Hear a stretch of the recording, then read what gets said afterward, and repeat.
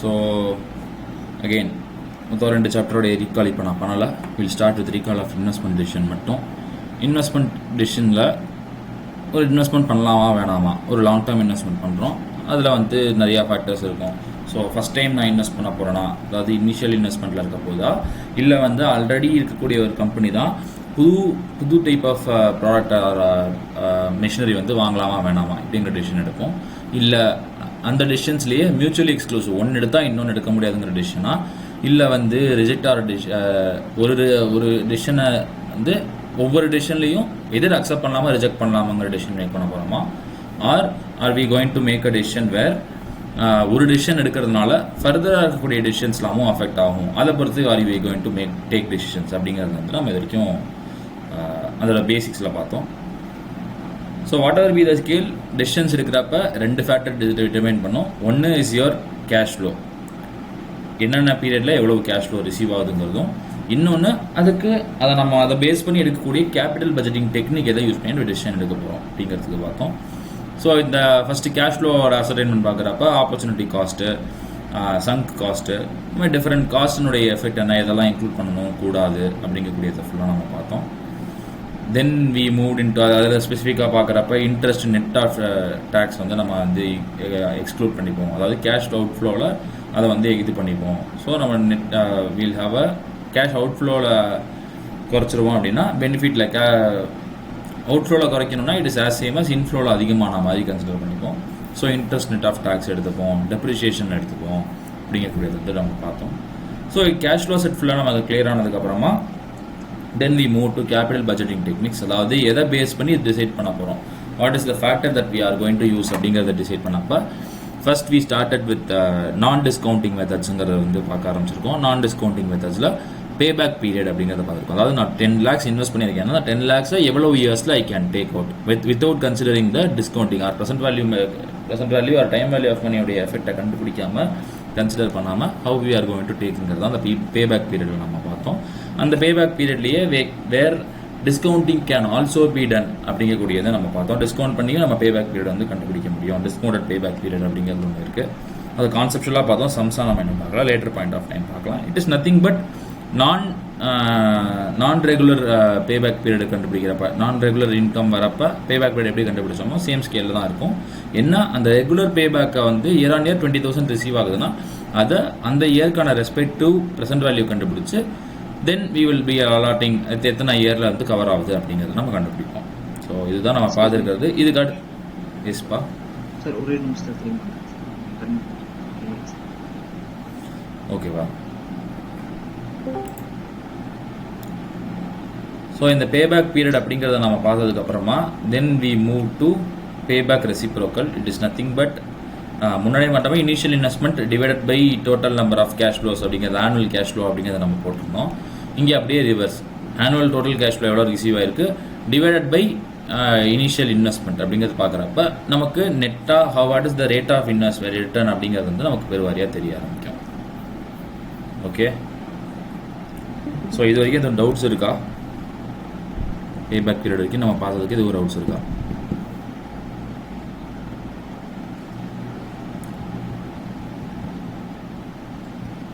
வணக்கம் திவ்யா மேம். இப்போ வரைக்கும் ரீகால் போயிருக்கோம். ரீகாலில் இந்த சாப்டரில் என்னென்ன பார்த்துருக்கோங்கிறது மட்டும் தான் நம்ம டிஸ்கஸ் பண்ணியிருக்கோம். ஸோ ஐ கெஸ் நீங்கள் லாஸ்ட்டாக அந்த பேபேக் ரெசிப்ரோக்கல் அப்போ நீங்கள் இருந்தீங்களா? Okay done. Okay, so will start with this. So அடுத்து வந்து accounting book rate of return அப்படிங்கிறத பொறுத்து இருக்கிற கண்டுபிடிக்கிறது. அடுத்து இது வேறு எதுவும் இல்லை, என்ன பண்ணுவோம்னா average annual net income divided by investment. Sir இதுவும் பேபேக் ரெசிப்ரோக்கலும் சேமாக இருக்கேன்னு கேட்டால் இட் இஸ் ஆஸ் சேம், கிட்டத்தட்ட சேமாக தான் இருக்கும். We will see the difference in calculations.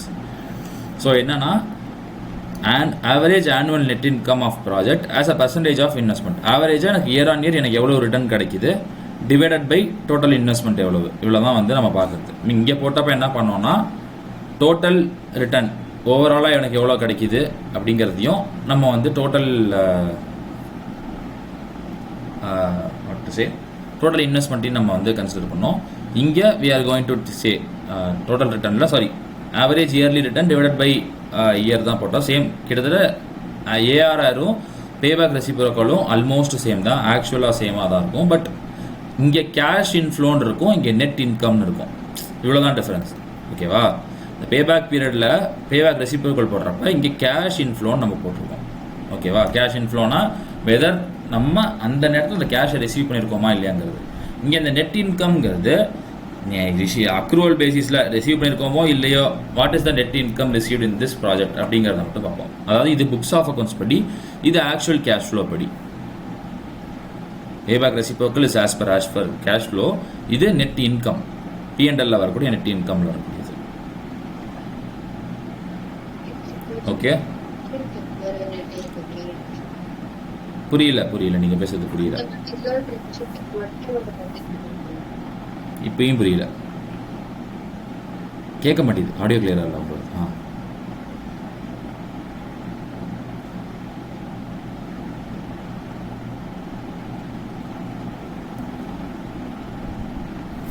Sir கேக்குதா? கிளியரா இருக்கு. ஓகே, இல்ல இப்ப ஆனுவல் நெட் இன்கம் சொல்லிருக்காங்க. This is like the net income for the particular project, right? ஆமா, net income for the particular project. So இது net income for the particular project divided by இங்கே இன்வெஸ்ட்மெண்ட்னு இருக்குது. இது வெறும் இன்வெஸ்ட்மெண்ட், அந்த இனிஷியல் இன்வெஸ்ட்மெண்ட்டாகவும் இருக்கலாம், இல்லை ஆவரேஜ் இன்வெஸ்ட்மெண்ட்டாகவும் இருக்கலாம். சரி, போட்ட இன்வெஸ்ட்மெண்ட்டை இப்போ வந்து ஒரு 4 மிஷின் போட்டிருக்கோம். இயர் ஆன் இயர் நமக்கு ரெவன்யூ கிடச்சிக்கிட்டே இருக்குது.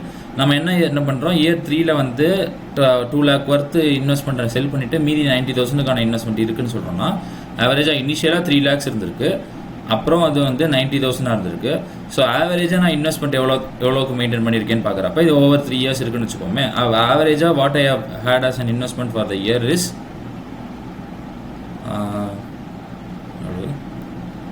1,30,000 வருமா? 1,30,000 வரும். ஓகே, ஸோ இது வந்து ஹோல் இனிஷியல் இன்வெஸ்ட்மெண்ட்னு எடுத்துக்கலாம், இல்லை ஆவரேஜ் இன்வெஸ்ட்மெண்ட்னு எடுத்துக்கலாம். How we can decide on sorry, நான் கொடுத்துருக்கிற டேட்டாவை பொறுத்துலாம். கொஸ்டினில் 2 டேட்டா கொடுத்துருக்காங்கன்னா வி வில் பி டேக்கிங் 2 இயரோட டேட்டா கொடுத்துருக்காங்கன்னா ஆவரேஜ் எடுத்துப்போம். சாரி, நான் பை 3 பண்ணிட்டேன், ஆக்சுவலாக பை 2 பண்ணணும். 3 lakh plus 90,000 divided by 2. Suppose 3 இயரோட இன்வெஸ்ட்மெண்ட் டேட்டா கொடுத்துருக்காங்கன்னா 3 lakh 2 lakh 1 lakhன்னு கொடுத்துருக்காங்கன்னா இப்போ வந்து பை 3 பண்ணணும். 6 lakh பை 3 ஆவரேஜ் இன்வெஸ்ட்மெண்ட்டாக என் கம்பெனியில் 2 lakhs இருந்திருக்கு அப்படிங்கிறது எடுத்துக்கணும். இங்கே என்ன எடுத்துருப்போம், இது வந்து 3.9 lakhsனா 1.95 lakhsன்னு எடுத்துக்கணும், ஆவரேஜாக இருந்தது. ஓகே, ஸோ கொஷினில் கொடுத்துருவாங்க நமக்கு. Shall we proceed further? Yes, sir. So இதில் என்ன கண்டுபிடிக்கணும்னா, average amount of fund remained block during the life time of the project தான் கன்சிடரேஷன். ஆவரேஜ் இன்வெஸ்ட்மெண்ட் ஏன் எடுத்துக்கணும்னா, 6 3 லட்ச ரூபா இருந்திருக்கு, இயர் 3ல் வந்து 90,000 இருக்குது. ஆவரேஜாக எவ்வளோ ருபீஸ் வந்து இன்வெஸ்ட்மெண்ட்டாகவே லாக் ஆகிருக்கு அப்படிங்கிறத கம்ப்யூட்டேஷனில் நம்ம இருக்கோம். Okay,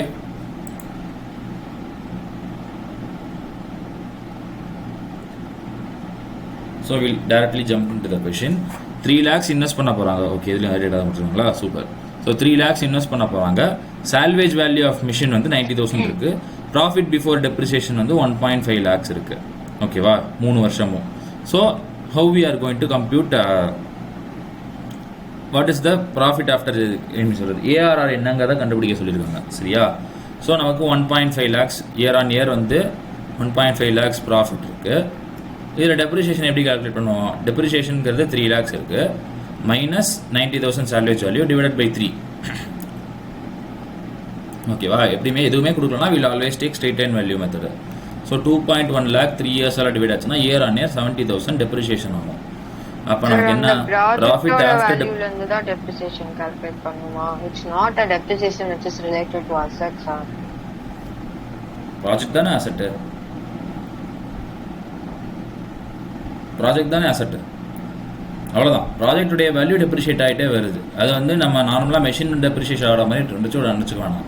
it is like devaluation. ஒரு விஷயத்துடைய வேல்யூ வந்து ஓவர் த இயர்ஸ் அந்த ப்ராஜெக்டுடைய ஒர்த் வந்து குறைஞ்சிக்கிட்டே வரும். ஏன்? அது பழசாயிடுச்சு. புதுசாக வர ப்ராஜெக்ட்டுக்கு ட்ரெண்ட் அதிகமாக இருக்கும். ஓகேவா? ஸோ நீங்கள் எங்கள் ப்ராஜெக்ட்னு எடுத்துக்கிறப்ப you consider it as a machinery, அவ்வளோதான். ஸோ அந்த மிஷினரினால வரக்கூடிய இது என்ன, அவ்வளோதான்.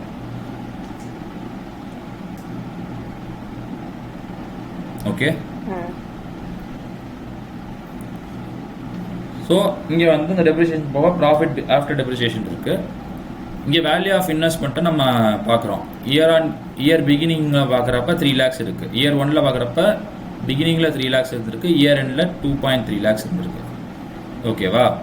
ஸோ இதோடைய கம்ப்யூட்டேஷனில் 3 வகையில் we can compute. Version 1, version 2, version 3 3 வெர்ஷனில் நம்ம கம்ப்யூட் பண்ண முடியும். எது வேணால் கம்ப்யூட் பண்ணலாம்.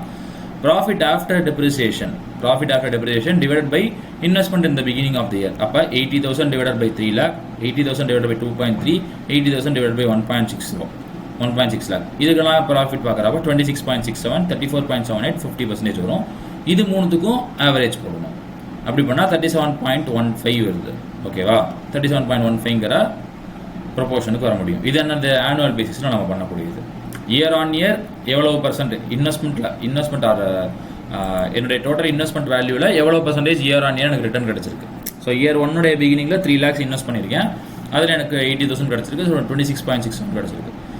ஓகேவா? இயர் 2ல் எனக்கு 80,000 கிடச்சிருக்கு, ஆனால் என் இன்வெஸ்ட்மெண்ட் வேல்யூ 3 lakhs இல்லை, ஏன்னா 10% 70,000 டெப்ரிஷியேட் ஆகிடுச்சு. ஸோ 2,30,000 தான் இருக்குது. ஸோ அதில் வந்து எனக்கு 34.78 இருக்குது. அடுத்த இயர் 1.6 lakh தான் பாக்கி இருக்குது. அதில் ஐ ஹவ் ஏர்ன்டு 80,000 அப்படின்னு இருக்கிறப்ப என்னுடைய ரிட்டர்ன் வந்து 50% இருக்குது. ஸோ ஆவரேஜ் ரிட்டர்னாக 37.15% இருக்குது. ஓகேவா? இது ஒரு மெத்தட். இன்னொன்று என்னது annual average profit divided by investment in the beginning. So என்ன 3 வருஷம் 80 வாங்கியிருக்கேன், அதை டிவைடட் பை 3 பண்ணுறேன். அப்போ எனக்கு கிடைக்கிது என்ன ஆவரேஜாக எனக்கு இயர்லி ப்ராஃபிட்டாக 80,000 கிடச்சிருக்கு. 80,000 divided by 3 lakh is 26.67. So என்னுடைய ஆவரேஜ் ஆனுவல் இன்கம் 26.67 இருக்கு இன்வெஸ்ட்மெண்ட் வேல்யூவில். அப்படிங்கிற செகண்ட் வெர்ஷன். மூணாவது வெர்ஷன் சொல்லுங்கப்பா. சார் இது பே பேக் ரெசிப்ரோக்கல் மெத்தட் தானே வெர்ஷன் 2?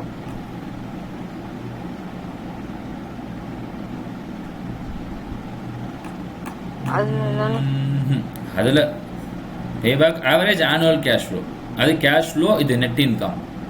ஓகேவா? ஃபார்முலா வைஸ் ரெண்டும் சேம் தான். ஓகேவா? Average cash flow divide by average investment தான் பண்ணிட்டு இருக்கோம் நம்ம. ஓகேவா? ரெண்டும் சேமாக பேபேக் ரெசிப்ரோக்கலும் இதுவும் சேம் தான், ஆனால் அது கேஷ் ஃப்ளோ, இது நெட் இன்கம். இங்கே நம்ம டெப்ரிசியேஷன் எடுக்கிறவங்க இதுவும் அந்த கேஷ் ஃப்ளோ பேசிஸில் வந்து இல்லையா சார்? இந்த மாதிரி தான். இப்போ நம்ம டெப்ரிசியேஷனையும் ஆட் பண்ணியிருந்தோம்னா சரி, நமக்கு வேறு எதுவும் கொடுக்கல, இன்கம் எதுவும் கொடுக்கலன்னா இப்போ வந்து ப்ராஃபிட் ஆஃப்டர் டேக்ஸ் கண்டுபிடிச்சி அதுக்கப்புறமா ஏன்னா டேக்ஸும் போயிடும். டேக்ஸும் போனதுக்கப்புறம் ப்ராஃபிட் ஆஃப்டர் டெப்ரிசியேஷன் இருக்கா, இந்த ப்ராஃபிட்டில் டேக்ஸை குறைச்சிட்டு then if we add this depreciation of 70 3 வருஷத்துக்கு ஆட் பண்ணோம்னா வி வில் கெட் அன் இன்கம்ல, அது யூஸ் பண்ணால் we will get the cash flow amount. ஓகேவா? அந்த கேஷ் ஃப்ளோவையும் இன்வெஸ்ட்மெண்ட்டையும் செக் பண்ணோம்னா அது வந்து ரெசிப்ரோக்கல் பேபேக் ரெசிப்ரோக்கல்.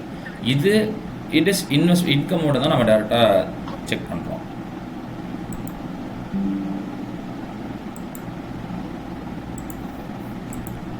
ஓகே.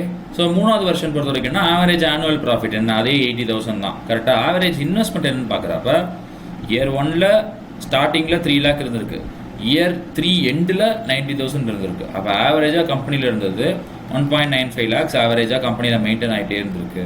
அப்படிங்கிறது தான் ஆவரேஜ் இன்வெஸ்ட்மெண்ட். ஸோ என்ன என்னுடைய ரிட்டர்ன் 80,000 டிவைடட் பை 1,95,000 போடுறப்ப 41.03%.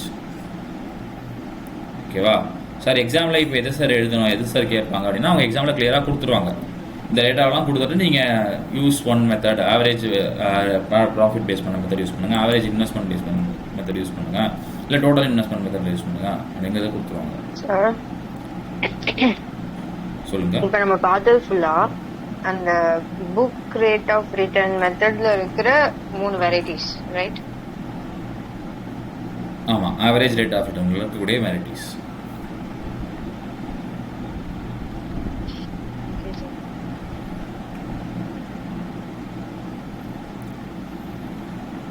ஸோ இது என்னன்னா சரி சார், இப்போ வந்து வி ஹவ் டேக்கன் ஒன்லி ஆவரேஜ்னு கண்டுபிடிக்கிறப்ப இயர் 1லையும் இயர் எண்ட்லையும் இருக்கிறத வச்சு நம்ம கண்டுபிடிச்சிட்டோம் sir. If additional working capital தேவைப்படுது அப்படின்னு இருக்குன்னா என்ன எப்படி சார் கண்டுபிடிப்பீங்க அப்படிங்கிறது கேட்டால் half ஆஃப் இன்வெஸ்ட்மெண்ட் வேல்யூ அதாவது 3 lakh மைனஸ் சால்வேஜ் வேல்யூ அதாவது 90,000 plus salvage value plus additional working capital. ஓகேவா? அப்போ என்ன ஆகுது, half ஆஃப் 3 lakh மைனஸ் 90,000 அப்படின்னு பார்க்குறப்ப, அதாவது ஆவரேஜ் கேபிட்டல் எவ்வளோங்கிறத பார்க்குறோம். ப்ளஸ் 90,000 இயர் எண்டில் கிடைக்கிறது செல் ஆகக்கூடியதுன்னு பார்க்குறோம். ப்ளஸ் 45,000 இதுக்கு கண்டுபிடிக்கிறப்ப 2,40,000ங்கிறது is our investment, average investment value. So half of initial investment minus salvage value, it is nothing but averaging out the remaining investment. அதாவது salvage value போக இருக்கிற இன்வெஸ்ட்மெண்ட் 2.3 lakhs தான் ஆவரேஜாக இருந்திருக்கு. அப்போ ஆவரேஜாக நம்ம பார்க்குறப்ப we are getting 1,15,000 இருக்கும். இந்த 1,15,000ல் we are adding the 90,000 and 45,000 of additional working capital. இப்போ என்ன ஆகுது, இங்கே 1,60,000 ஆகும். 1,60,000 plus 90 60, 1,05,000, sorry. So 2,40,000 now. So we are getting 80,000 divided by 2.4 lakhs is 33.33%. So when there is an சொல்லுப்பா, வெறும் ஃபார்முலா சொல்றேன். இப்போ இனிஷியல் இன்வெஸ்ட்மென்ட்ல இருந்துட்டு சால்வேஜ் வேல்யூ மைனஸ் பண்றோம், அப்புறம் ஏன் திருப்பியும் ஆட் பண்றோம்?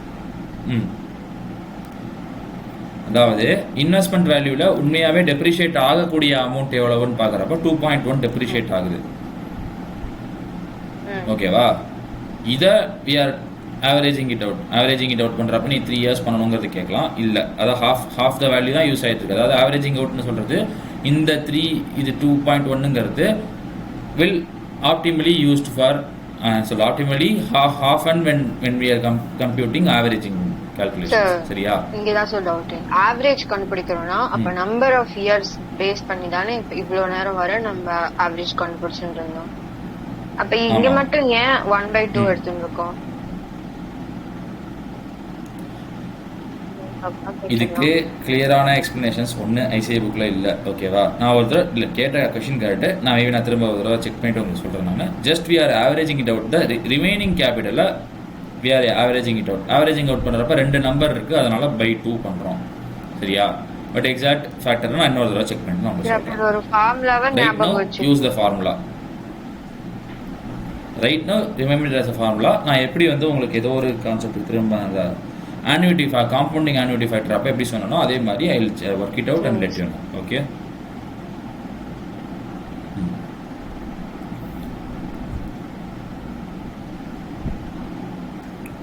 So இது இந்த ஃபார்முலா மட்டும் நம்ம யூஸ் பண்ணணும். when additional working capital வரப்ப இதை நம்ம யூஸ் பண்ணணும். அவ்வளவுதான் ஃபேக்டர்.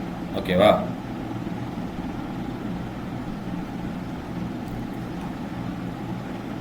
அடுத்து அட்வான்டேஜஸ் ஆஃப் ஏஆர்ஆர், டிஸ்அட்வான்டேஜஸ் பார்ப்போம். நம்ம அட்வான்டேஜஸ் பொறுத்த வரைக்கும் ரெடிலி அவைலபிள் டேட்டாவை யூஸ் பண்ணுறது ஈஸியாக இருக்குது. மெத்தட் யூஸ் டு பெர்ஃபார்மன்ஸ், அதாவது ஒரு கம்பெனியோடைய பெர்ஃபார்மன்ஸை மெஷர் பண்ணக்கூடிய சேம் ப்ரொபோர்ஷன்லேயே இந்த இன்வெஸ்ட்மெண்ட்டையும் நம்ம செக் பண்ணுறதுனால டெசிஷன் மேக்கிங் ப்ராசஸில் கொஞ்சம் ஈஸியாக இருக்குது. ஏன்னா ஒரு காமன் ஸ்டாண்டர்டில் செக் பண்ணுறோம்.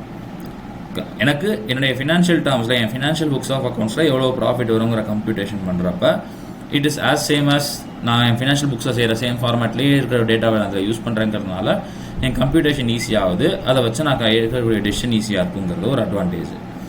அக்கௌண்டிங் நெட் ஆஃப் இது வந்துட்டு all net incomes over the entire life of project இருக்கக்கூடிய எல்லாத்தையும் அதை கன்சிடர் பண்ணிக்குது. என்னென்ன நெட் இன்கம் வருதோ ஹோல் லைஃப். நம்ம பேபேக் பீரியட் போடுறப்ப என்ன சொன்னோம், once the payback period is over remaining net incomes or cash ஃப்ளோஸை கன்சிடர் பண்ணுறது இல்லை அப்படிங்கிற ஒரு நெகட்டிவ் சொன்னோம். கரெக்டா?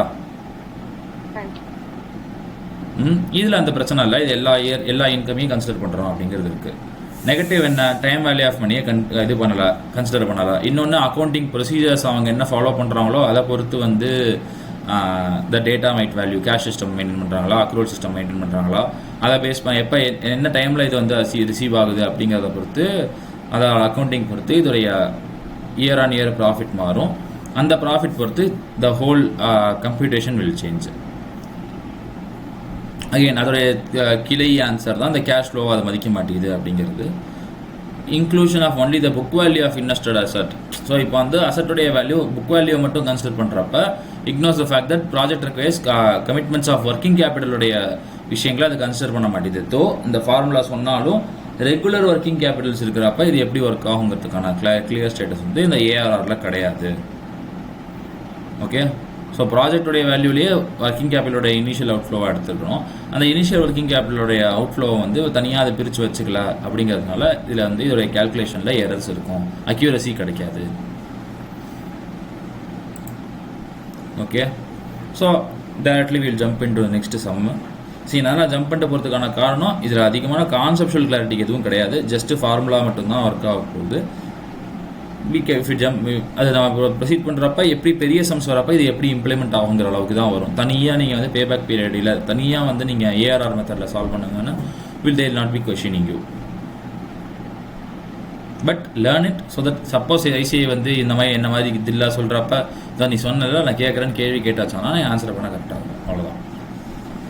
ஸோ 10 lakhs இன்வெஸ்ட்மெண்ட்டுக்கு profit after tax and depreciation 4.6 lakhsக்கு மொத்தமாக வந்து என்னென்ன ரிட்டர்ன் வந்திருக்கோ அதை கொடுத்துருக்காங்க. At the end of year 5 plant and machinery of the project வந்து 80,000 செல் பண்ண முடியும்னா ஆவரேஜ் ரேட் ஆஃப் ரிட்டர்ன் கண்டுபிடிங்க அப்படின்னு இருக்காங்க.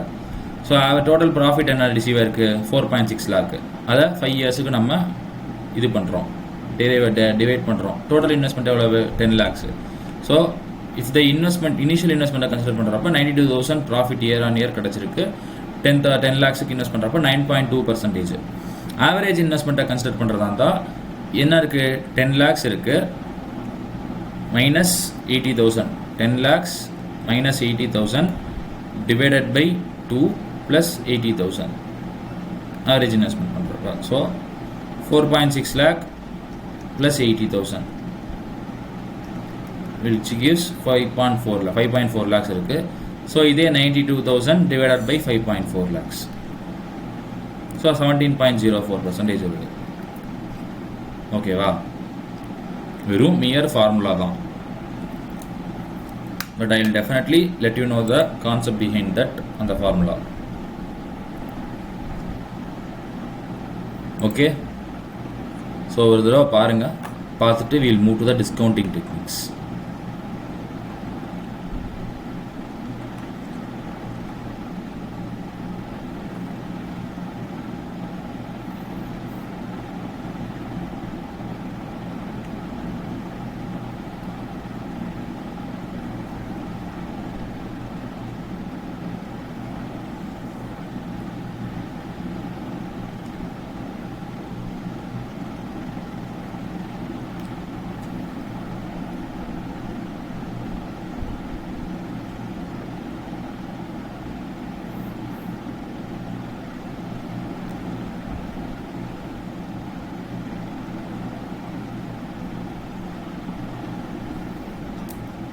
So right now I will say one logic for this. ஒன்று, இப்போ இந்த 2,40,000 எப்படி வந்ததுங்கிறதுக்கு ஒரு லாஜிக் சொல்கிறேன். 3 lakh இருக்குது, 3 lakh இருக்குது, 90,000 இருக்குது, ஆவரேஜ் அவுட் பண்ணால் 1,95,000 வருதா. இது ஆவரேஜ் இன்வெஸ்ட்மெண்ட்டு.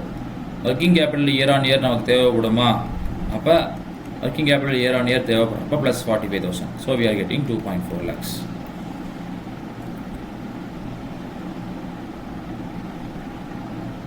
புரியுதா? அது ஏன் சார் அவங்க வந்து half of investment minus salvage plus working கேபிட்டல்னு போட்டிருக்காங்கன்னா, it is nothing but half of investment minus half of salvage plus salvage இருக்கிறப்ப இது ரெண்டும் சேர்த்து என்ன ஆகும், half of investment plus half of சால்வேஜ்னு இருக்கும்.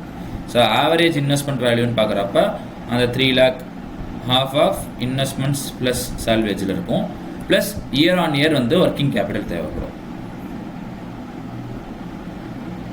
புரியுதா? ஆவரேஜா இயர் 1ல் இருக்கக்கூடிய இன்வெஸ்ட்மெண்ட், இயர் 3ல் எண்டில் இருக்கக்கூடிய சால்வேஜ் வேல்யூ, ரெண்டுத்துக்குமே ஆவரேஜாக பார்க்குறப்ப ஆவரேஜ் இன்வெஸ்ட்மெண்ட் வேல்யூ கிடைக்கும், plus year on year working capital எவ்வளோ இருக்குன்னு தெரியும். ஸோ நம்ம ஆவரேஜ் இன்வெஸ்ட்மெண்ட் எவ்வளோங்கிறது நமக்கு எடுத்துக்கலாம், டோட்டல் ஆவரேஜ் இன்வெஸ்ட்மெண்ட் எடுத்துக்கலாம்.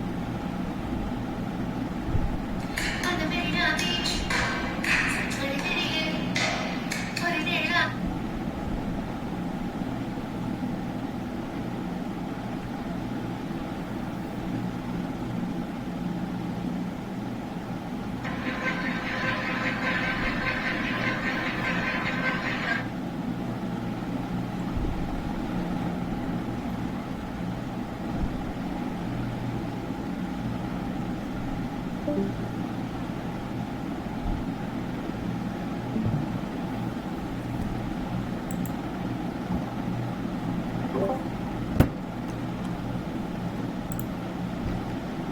we continue?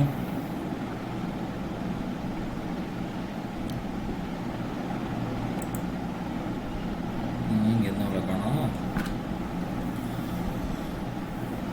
திவ்யா மேம் மோகனா எங்கே போயிட்டாங்க பார்த்துட்டாங்களே. என்னங்க சார்? இவங்க மோகனா மட்டும் எங்கே போயிருக்கான்னு பார்த்துட்டாங்க. அந்த மேம் என்னைக்கு என்ன எடுத்து போக போதோ தெரியல.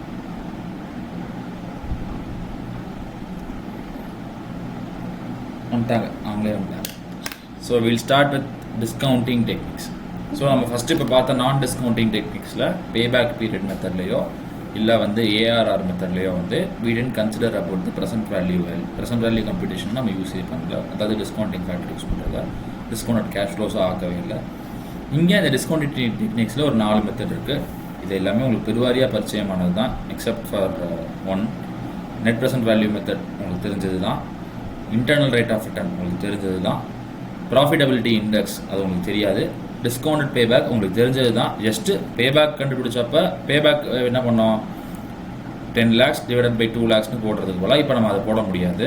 நம்ம என்ன பண்ணோம், இந்த 10 lakhs ரெக்கவர் ஆகிறதுக்கு இயர் 1ல் 3, 4, 5, 2 அப்படிங்கிற ரேஞ்சில் பிரிச்சுருக்குன்னா என்ன பண்ணுவோம், இங்கே 2 years இருக்குது, இங்கே 12 ஆகிடுது. ஸோ 2 + 3/5ன்னு போட்டு 2.6 years அப்படிங்கிறது நம்ம கால்குலேட் பண்ணோம். ஓகேவா? ஸோ சேம் ஸ்கேலில் இது எல்லாத்தையும் நம்ம வந்து இயர் ஆன் இயர் 2 lakhs தான் கேஷ் ரிசீவ் ஆயிருக்கு. ஆனால் அதனுடைய ப்ரெசென்ட் வேல்யூ கண்டுபிடிப்போம். 2 lakhs 2 lakhs 2 lakhs 2 lakhsனு போட்டு அதனுடைய ப்ரெசென்ட் வேல்யூ எல்லாத்துக்கும் கண்டுபிடிப்போம். ஓகேவா? ஸோ எல்லாத்துக்கும் ப்ரெசென்ட் வேல்யூ கண்டுபிடிக்கிறப்ப ஓகே 5 yearsல ஆகலை 7 yearsல ஆகுதுன்னா 7.26 years அப்படிங்கிறத நம்ம கால்குலேட் பண்ணிப்போம். ஓகே, இவ்வளோ தான் அந்த டிஸ்கவுண்டட் பேபேக் மெத்தட். ஸோ இப்போ உங்களுக்கு புதுசுங்கிறது இந்த ப்ராஃபிட்டபிலிட்டி இண்டெக்ஸ் தான். அதுவும் ஈஸி தான். அது வந்து இருக்கிறதுலே easiest of all these 4 methods. Easiest to calculate is profitability index தான். ஸோ ஃபஸ்ட் அந்த டிஸ்கவுண்டிங் ரேட்டுங்க அதை எப்படி சார் கண்டுபிடிக்கலாம் அப்படின்னு கேட்டால், நம்ம நார்மலாக என்ன போட்டோம், டேரெக்டாக weighted average cost of capital எடுத்துக்கிட்டோம். இன் ஜென்ரல் அது கிடையாது. என்ன பண்ணுவோம்னா, அந்த ப்ராஜெக்டில் நாம் எக்ஸ்பெக்ட் பண்ணக்கூடிய டிசைட் ரேட் ஆஃப் ரிட்டர்ன் என்ன அப்படிங்கிறத பார்ப்போம். அதை எப்படி பார்ப்போம் அப்படின்னா, ஒன்று அதில் நம்ம எக்ஸ்பெக்ட் பண்ணக்கூடிய ரிட்டர்ன். சரி சார், நான் எவ்வளோ எக்ஸ்பெக்ட் பண்ணுறதுன்னு எனக்கு தெரியலனா, இந்த ஆப்பர்ச்சுனிட்டி எடுக்கிறதுனால இன்னொரு ஆப்பர்ச்சுனிட்டியை லூஸ் பண்ணியிருப்போமா, இந்த இன்வெஸ்ட்மெண்ட் டெசிஷன் எடுக்கிறதுனால இன்னொரு டெசிஷனை லூஸ் பண்ணியிருப்போம். ஸோ அப்போ இன்னொரு டெசிஷன் லூஸ் பண்ணலை, மினிமம் அந்த டெசிஷன் அந்த டெசிஷன் எவ்வளோ கொடுத்துருக்குமோ அந்த ரிட்டர்னால இது கொடுக்கணும். So first priority opportunity cost. Okay, first ப்ரையாரிட்டியில் 0th ப்ரையாரிட்டி ஒன்று இருக்குது. அது வந்து நாம் எக்ஸ்பெக்ட் பண்ணுற ரிட்டர்ன், எக்ஸ்பெக்டட் ரிட்டர்ன். நம்ம சொல்லலாம், எனக்கு 30 ரிட்டர்ன் ஒரு இன்வெஸ்ட்மெண்ட் வேணும்பா, 30% வேணும்னு சொல்கிறப்ப ஐ கேன் சே வாய்க்கு வந்து அடிச்சு விடலாம். ஸோ அப்படி வாய்க்கு வந்து அடிச்சு விட்டா எனக்கு கிடைக்க மாட்டேங்குது சார்ங்கிறப்ப I will choose the first opportunity. First ஆப்ஷனாக வந்து I will go for opportunity காஸ்ட்டுக்கு போவேன். இல்லை ஆப்பர்ச்சுனிட்டி காஸ்ட்டை ப்ராக்டிக்கலாக கண்டுபிடிக்கிறது அப்படிங்கிறது எனக்கு வந்து கஷ்டமாக இருக்குது அப்படின்ட்டுருக்குன்னா ஐ வில் இதெல்லாம் தாண்டி இது போக தான் extra I will come in to second ப்ரையாரிட்டியை தான் I will use weighted average cost of capital. So weighted average cost of capital என்ன, it serves the minimum expectation of all financial stakeholders. கரெக்டா? So அதனால தான் we jump to WACC. சரியா? Net present value is nothing but, net present வேல்யூனா என்ன sir அப்படின்னா, discounted cash flow method என்ன பண்ணுது, டைம் வேல்யூ ஆஃப் மணியை கன்சிடர் பண்ணுது. டைம் வேல்யூ ஆஃப் மணி என்ன செய்யுது, the amount of total amount of discounted cash flows, if it exceeds the initial investment then it is positive, எனக்கு beneficial, இல்லைனா negative, எனக்கு அது not beneficial அப்படிங்கிறது வரும். ஸோ இந்த NPV மெத்தட் என்ன சொல்லுது அப்படின்னா, NPVயோடைய கோர் ஹார்ட் ஆஃப் NPV என்ன அப்படின்னா, இனிஷியல் இயர்ஸில் இருக்கக்கூடிய கேஷ் ஃப்ளோக்கு வேல்யூ அதிகம். நான் அடுத்த 1 year கழிச்சு வாங்குற ₹1 0.9 rupees இருக்குது.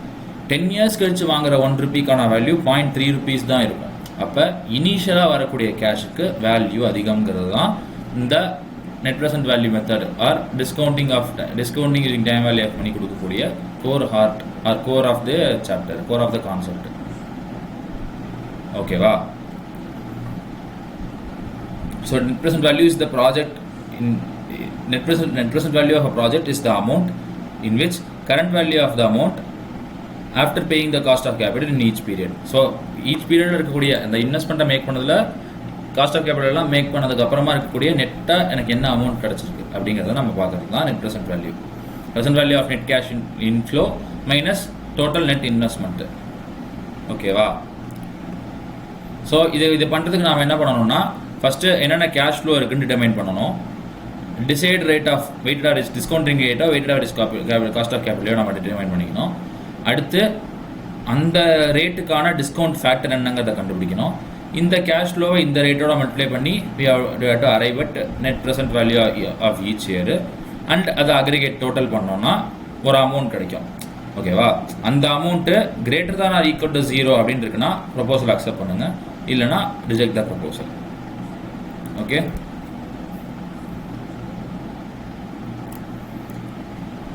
ஸோ ஒரு ப்ராஜெக்ட் இருக்கு, இனிஷியல் இன்வெஸ்ட்மெண்ட் ஆஃப் 1 lakh இருக்கு, நெட் கேஷ் ஃப்ளோஸ் 55,000, 80,000 அண்ட் 15,000 இருக்கு, காஸ்ட் ஆஃப் கேபிட்டல் 10% கொடுத்துட்டாங்க, அதுக்கான ப்ரெசென்ட் வேல்யூவும் கொடுத்துட்டாங்க.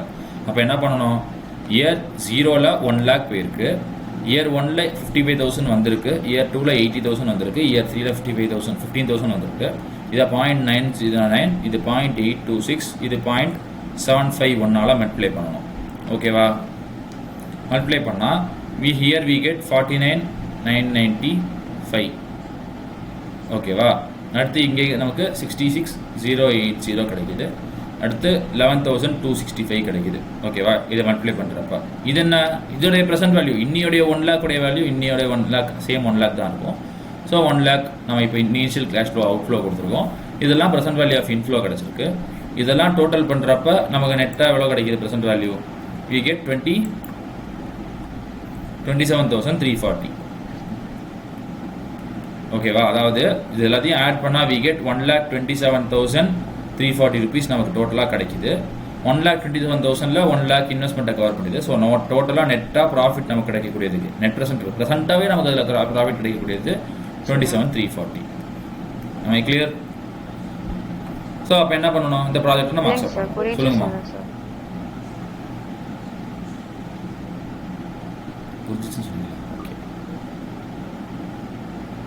இல்ல சார், கோயம்புத்தூரா? நம்ம கிளாஸ்ல ஒரு பாப்பா இருக்காங்கல்ல, அவங்க கூட பேசி நான் இப்படி ஆயிட்டேன். ஓகே. நானே பேச மாட்டேன், அப்படி பேச மாட்டேன்னு சொல்லிதான்டா நான் இப்படி ஆயிட்டேன்.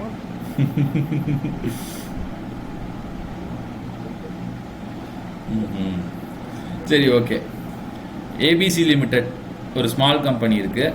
அது கரண்ட்லி கேபிட்டல் எக்ஸ்பெண்டிச்சர் ப்ரொபோசல் சில ப்ரொபோசல்ஸ் அக்செப்ட் பண்ணலாமா வேணாமாங்கிறதுல இருக்குது. அதோடைய பட்ஜெட் வந்து 5 lakhs இருக்குது. ஸோ அதாவது அதால் 5 லட்சம் வரைக்கும் ரேஸ் பண்ண முடியும் கேபிட்டலை.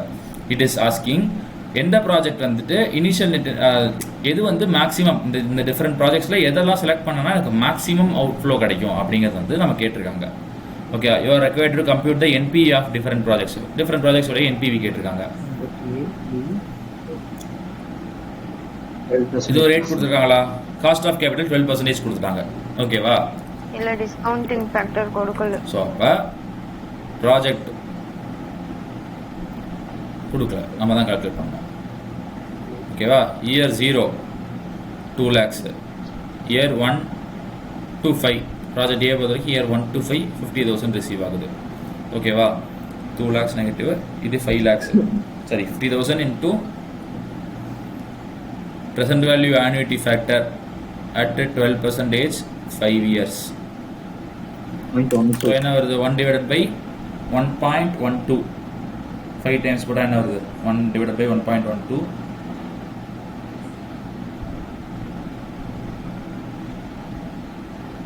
0.567. இல்ல நம்ம ஹோல் வேல்யூ சொல்லணும்ல. 0.5674 அவங்க கொடுக்கறப்ப தான் அந்த 3 எடுத்துக்கணும். நம்மளா கால்குலேட் பண்றப்ப we should take only the sir இதுக்கு காம்பவுண்ட் வேல்யூ தானே சார் இதுக்கு கொடுக்கணும். இல்ல இயர் பை இயர் எடுக்கணும்னா சாரிப்பா, இப்போ இந்த 4க்கும் 5 வருஷத்துக்கு போட்டுட்டு ஜிடி போடணும்ப்பா. Thank you for reminding.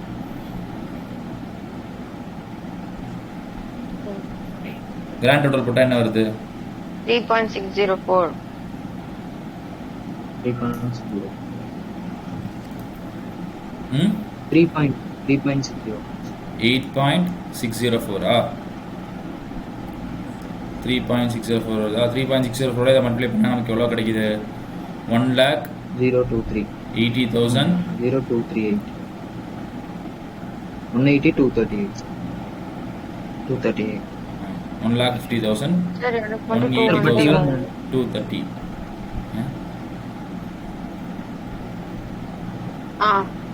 சரி, ஓகே. 1,80,200 வருதா? ஸோ அப்போ இதோட நெட் ப்ரெசென்ட் வேல்யூ எவ்வளவு? இதோட நெட் ப்ரெசென்ட் வேல்யூ 30,200. சரியா? இந்த மாதிரி ஒவ்வொரு ப்ராஜெக்ட்டுக்கும் கண்டுபிடிக்கணும். இப்போ ப்ராஜெக்ட் பிக்கு இனிஷியல் இன்வெஸ்ட்மெண்ட் 1,90,000 இருக்கு. இயர் 1, 2, 3, 4, 5க்கு கேஷ் ஃப்ளோ கொடுத்துருக்கு. ரெஸ்பெக்டிவ் கேஷ் ஃப்ளோவால் அதை மல்டிப்ளை பண்ணணும். மல்டிப்ளை பண்ணணும்னா இந்த 1.99 இவங்க 3 பாயிண்ட்ஸில் பண்ணியிருக்காங்க. நீங்கள் 4 பாயிண்ட்ஸே எடுத்து பண்ணுங்க. ஓகேவா? வாட் எவர் வித் ஸ்கேல் பரவாயில்ல. ஐசிஐ எப்படி பண்ணியிருக்காங்க அதுக்குன்னு நம்ம பண்ண வேணாம். நம்ம 4 பாயிண்ட்ஸ்லேயே மெயின்டைன் பண்ணலாம். ஓகேவா? 0.8931 வரும். ஸோ அதோடைய ரெஸ்பெக்டிவ் கேஷ் ஃப்ளோஸோட மல்டிப்ளை பண்ணலாம். ஓகேவா? ஸோ என்ன கிடைக்குது? இவங்க வந்து இயர் பை இயர் கால்குலேட் பண்ணிருக்காங்க. நம்ம ஆனுவல் இயர் 30,200 கிடைக்குது. நான் இதோட இன்வெஸ்ட்மெண்ட் காஸ்ட் 1.5 lakhs. அப்போ 19,800 1.5 lakhs நினைச்சேன். நெகட்டிவ் 19,800. கரெக்ட். ஸோ 19 நெகட்டிவ்ல நம்ம 19,800 இருக்கு. மற்றதில் 3 இதில் பாசிட்டிவ் இருக்கு. ஸோ இப்போ என்னன்னா, இப்போ வந்து மேக்ஸிமம் இன்வெஸ்ட் பண்ணுறதா இருந்தால் எதெல்லாம் இன்வெஸ்ட் பண்ணுவோம்? சரி, இப்போ அவங்க கேட்குறாங்க மேக்ஸிமம் 5 lakhs வரைக்கும் செய்ய முடியும்னா I will go with project C and B. அதுவும் என்ன இதில் first order for C, second order for B. ஓகேவா? இதை வந்து இந்த கொஷின்ஸை, இந்த மாதிரி கொஷின்ஸை பொறுத்த வரைக்கும் நீங்கள் வந்து you have to trace back to காஸ்டிங்கில் படித்த லிமிட்டிங் ஃபேக்டர் பேஸ்டு சம்ஸில் இருக்கக்கூடிய அந்த ஃப்ளோ தெரியும். அதாவது என்கிட்ட 5 லட்ச ரூபா இருக்குது. ஃபஸ்ட்டு எதுக்கு நான் ப்ரையாரிட்டி கொடுப்பேன், செகண்ட் இதுக்கு ப்ரையாரிட்டி கொடுப்பேன். ஓகேவா? நீங்கள் வந்து காஸ்டிங் கான்செப்ட் இப்போ ஞாபகம் இருக்க வேண்டிய அவசியம் இல்லை. ஜஸ்ட் சொல்கிறேன், அங்கே இருக்கக்கூடிய ரெலவன்ஸ் ஆர் ரிமெம்பரன்ஸ் இருந்தால் போதும் உங்களுக்கு. இல்லைனாலும் பிரச்சனை கிடையாது. எதுக்கு ஃபர்ஸ்ட் ப்ரையாரிட்டி கொடுப்போம்னு கொடுத்துக்கிட்டே வர வேண்டியதுதான். ஆனா இவங்க இந்த क्वेश्चनக்கு ஆக்சுவலா இவங்க கமெண்டே பண்ணல சார். क्वेश्चन மட்டும் போட்டு போயிட்டாங்க.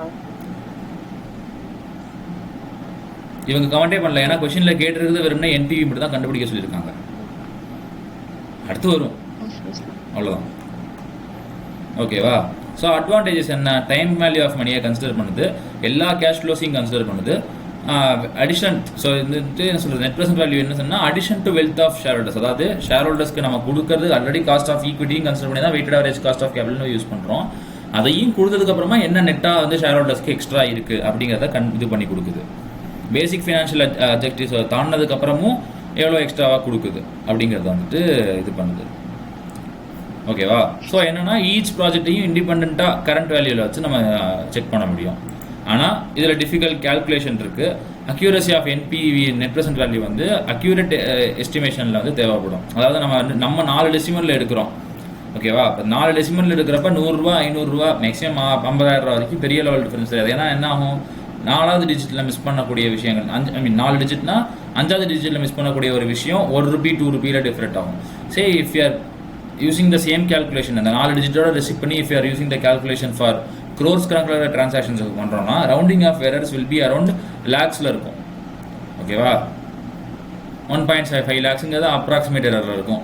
ஓகேவா? ஸோ அக்யூரசி மெயின்டைன் பண்ணுறதுக்கு இன்னும் நம்ம அக்யூரேட்டான டிஸ்கவுண்டிங் ரேட்ஸ் வந்து யூஸ் பண்ண வேண்டியிருக்கும். அது காம்ப்ளெக்ஸிவ் டேட்டாவுக்கு கொண்டு போகும். ஓகேவா? ஸோ இப்போ என்ன ஆகும்னா ப்ரப்போசல் ஏ பி. இப்போ இது இன்னொன்று நெகட்டிவ் ஆஃப் என்பிவி என்னன்னா it ignores the difference in initial cash flows. For example, இப்போ இந்த கொஷின் எடுத்துக்கலாமே. இப்போ இங்கே 2 lakhs நம்ம ஃபர்ஸ்ட் ப்ரையாரிட்டி எதுக்கு சொன்னேன்? நெட் ப்ரெசென்ட் வேல்யூ படி ப்ராஜெக்ட் சி சொன்னேன். கரெக்டா? சொல்லுங்கப்பா. கேக்குது சார், நான் பேசுறது கேக்குதா? ஹலோ, கேக்குதா? வாய்ஸ் பிரேக் இல்லை, சில மாதிரி இருக்கு எனக்கு என் வீடியோ. கேட்குது, இப்போ கேட்குது. ஓகேவா? ஸோ ஃபர்ஸ்ட் ப்ரையாரிட்டி நம்ம சூஸ் பண்ணுறப்ப what we will be choosing, நம்ம எதுக்கு சூஸ் பண்ணுவோம் அப்படின்னா which has net present higher net present வேல்யூன்னு சொல்லிட்டு நம்ம ப்ராஜெக்ட் சியை தான் ஃபர்ஸ்ட் ப்ரையாரிட்டியாக சூஸ் பண்ணுவோம். கரெக்டா? ஸோ ப்ராஜெக்ட் சியை ஃபர்ஸ்ட் ப்ரையாரிட்டி கொடுப்போம், ப்ராஜெக்ட் பியை செகண்ட் ப்ரையாரிட்டி கொடுப்போம். ஆனால் வி ஆர் நாட் கன்சிடரிங் இந்த 27,000 அதை ஏர்ன் பண்றதுக்கு it has put in 2.5 lakhs. 10% தான் ரிட்டர்ன் கிடைச்சிருக்கு, கரெக்டா? Around 10% or 12%. இங்கே வந்தோம்னா இந்த 25,000 ஏர்ன் பண்றதுக்கு வெறும் 1.9 lakhsல முடிஞ்சிச்சு. கிட்டத்தட்ட 18% வந்துருச்சு. Yes sir. Yes sir, 13%. கரெக்டா? கிட்டத்தட்ட 18% ஏர்ன் பண்ணிடுச்சு. அப்ப என்ன 13? சரி, ஓகே. 13%. இது 13%, இது 11%. இது 11%. ஸோ கிட்டத்தட்ட இது 11%, 13% ஏர்ன் பண்ணிடுச்சு. அப்போ என்ன ரிட்டர்ன் ஆஃப் இன்வெஸ்ட்மெண்ட் நான் வந்து வெறும் நெட் ப்ரெசென்ட் வேல்யூ மட்டும் பார்க்குறப்ப எவ்வளோ கேபிட்டல் வந்திருக்குங்கிறத நான் பார்க்கல, எவ்வளோ ரிட்டர்ன் ஆன் இன்வெஸ்ட்மெண்ட் கொடுத்துருக்குங்கிறத பார்க்குறேன். நான் ஜஸ்ட் அது பாசிட்டிவாக இருக்குது, மோர் பாசிட்டிவ் கொடுக்கக்கூடியதை நான் சூஸ் பண்ணிக்கிட்டேன் அப்படிங்கிறத எடுத்துக்கிறேன். ஸோ இதில் இருக்கக்கூடிய நெகட்டிவ் அதுதான். Okay sir. Okay. So next we'll have next concept பார்த்துக்கு முன்னாடி have a look into this. இல்லை நெக்ஸ்ட் கான்செப்டை முடிச்சுட்டு பார்க்குறீங்களா?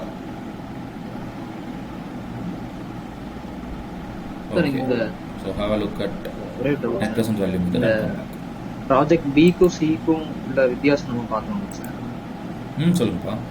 எல்லாத்துக்குமே நம்ம வந்து 12% தான் எடுத்து போடணும். ஆமாப்பா, டிஸ்கவுண்ட் பண்ணியிருக்கோம். பட் ஆக்சுவலா இது எவ்வளோ ரிட்டர்ன் கொடுக்குறதுக்கு எப்படி சார் போட்டோம்? டோட்டல் 195.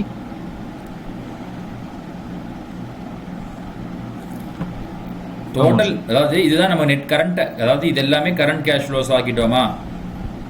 அதாவது இன்னையுடைய 1,00,000 1.9 lakhs இன்னையுடைய 35,000 எல்லாமே இன்னையுடைய வேல்யூ ஆயிடுச்சு. அதாவது 45,000 இருந்தது, பட் இட் ஹஸ் பிகம் 35,720 ஆயிடுச்சு. ஓகேவா? அப்போ எல்லாத்தையுமே இன்னையுடைய வேல்யூ கண்டுபிடிச்சாச்சு. அப்போ என்ன, இன்னையுடைய இன்வெஸ்ட்மெண்ட் ஆஃப் 1.9 lakhக்கு I have got the total repayment எவ்வளோ கிடச்சிருக்கு எனக்கு? 2,15,635 கிடச்சிருக்கு. கரெக்டா? ஓகேவா? That I got profit of 2,25,635 கிடச்சிருக்கு. ஸோ அப்போ இன்னையுடைய இன்வெஸ்ட்மெண்ட் ஆஃப் 1.9 lakhsக்கு எனக்கு இன்னைக்கு ப்ராஃபிட் ஆஃப் 25,635 கிடைக்குது, which is the rate of 13% இருக்கு. ஆனால் அங்கே 11% இருக்கு. ஸோ என்னன்னா ப்ரொபோஷன் ஆஃப் இன்வெஸ்ட்மெண்ட்டை பற்றி இது கண்டுக்காது அப்படின்னு இதோட நெகட்டிவ். ஓகேவா? அதுக்குன்னு இது வேஸ்டான மெத்தட் கிடையாது. என்ன சொல்லுவாங்க, அப்போ சேம் அமௌண்ட் ஆஃப் இன்வெஸ்ட்மெண்ட் இருக்கக்கூடிய இடங்கள்ல இதை நம்ம செக் பண்ணோம்னா this will be more beneficial னு நம்ம எடுத்துக்கணும். ஓகே, பாருங்க, பார்த்துட்டு வாங்க.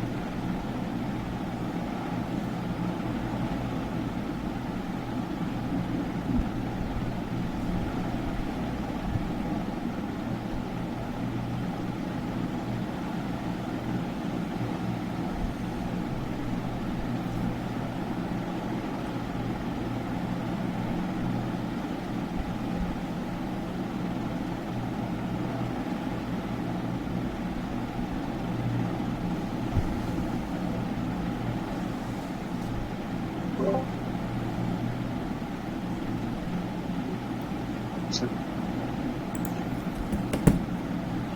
Shall we proceed further? பார்த்துட்டீங்களா?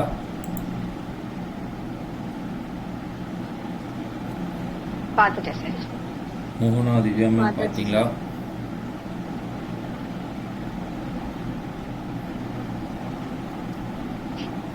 Okay. So profitability index இப்போ நம்ம சொல்கிறோமா, இப்போ வந்து இந்த ஒரு நெகட்டிவ் சொன்னோமா என்பிபியில் என்ன சொன்னோம், இன்வெஸ்ட்மெண்ட் எவ்வளோங்கிறத இதை கன்சிடரே பண்ணலை அப்படிங்கிறத சொன்னோமா. இப்போ அதை கன்சிடர் பண்ண மாதிரி மெத்தட் தான் இது. என்னன்னா என்பிவி கண்டுபிடிக்கிறப்ப என்ன பண்ணுறோம், sum of discounted cash flows பண்ணுறோமா. ஃபார் எக்ஸாம்பிள் ப்ராஜெக்ட் பியோடைய 2,25,000 இருக்குன்னு வச்சுப்போமே, அது sum of discounted cash flows divided by initial investment. அப்போ என்ன ஆகுது, it will come as 1,13,000 113%.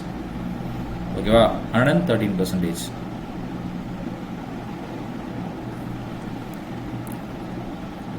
Project பிசிக்கு போட்டோம்னா 111% வரும்.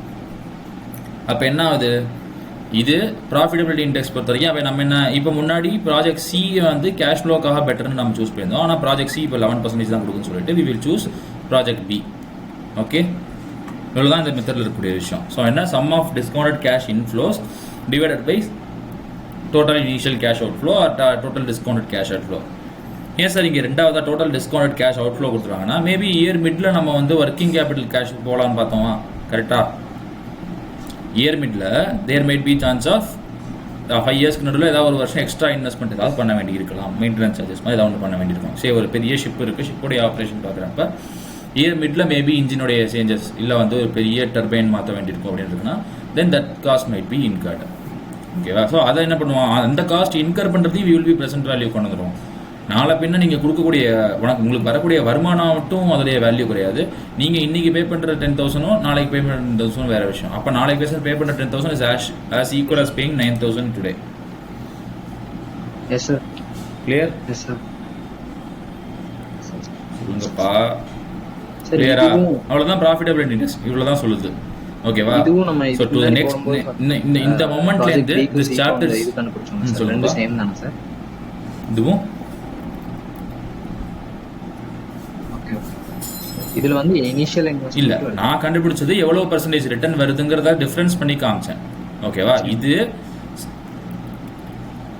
ஆமா, அதாவது இனிஷியல் இன்வெஸ்ட்மெண்ட்டும் சேர்ந்து இருக்கிறது. அதாவது total inflows divided by total outflows, இதை பண்றோம் நமக்கு.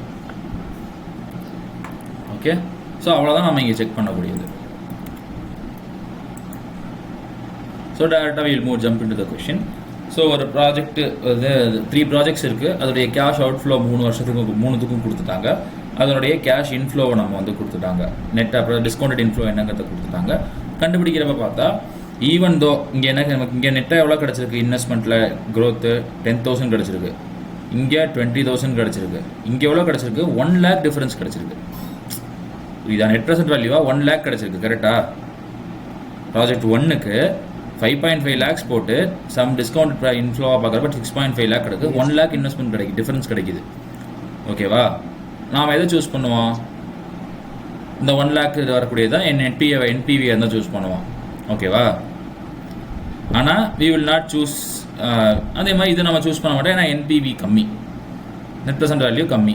ஸோ நம்ம இதை சூஸ் பண்ணோம்னா என்ன பெனிஃபிட்னா, இங்கே 18% growth இருக்கக்கூடிய இடத்துக்கும் இது 27% growthக்கும் இருக்கக்கூடிய டிஃபரன்ஸ். ஸோ என்ன சூஸ் பண்ணுவோம், லாஜிக்கலாக யோசிக்கிறப்ப வி வில் சூஸ் ஓகே 1.27 தான் நம்ம சூஸ் பண்ணணும்னு இந்த மெத்தட் பார்க்குறப்ப வி வில் கம். ஓகேவா.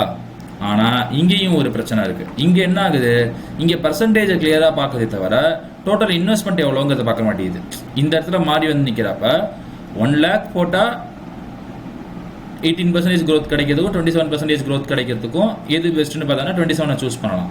இங்கே என்ன பண்ணியிருக்கோம், we have put 5.5 lakhs project 1ல். ப்ராஜெக்ட் 2ல் எவ்வளோ போட்டிருக்கோம், வெறும் 7.5 lakh 75,000 போட்டிருக்கோம்.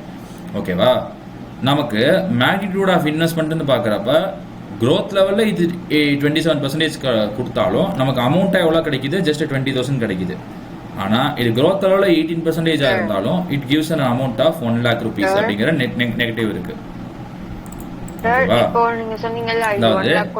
ரெண்டுத்துக்கும் காமனான பிரச்சனை சொல்லிடுறேன், சொல்லுங்கப்பா. அந்த நம்ம இன்வெஸ்ட்மெண்ட்டுக்கும் பண்ணணும்ல சார். இன்வெஸ்ட்மெண்ட் வந்து we are doing 5,50,000. ஆனா இதுல 75,000. காமன் கிரவுண்ட்ஸ்ல பாக்கும்பொழுது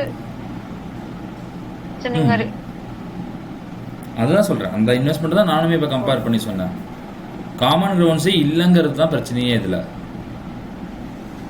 இதோட நெகட்டிவே இதோடைய கம்பேரிசன் காமன் கிரவுண்ட்ஸ்ல இல்லாதப்ப நம்ம இதை கம்பேரே பண்ண முடியாது.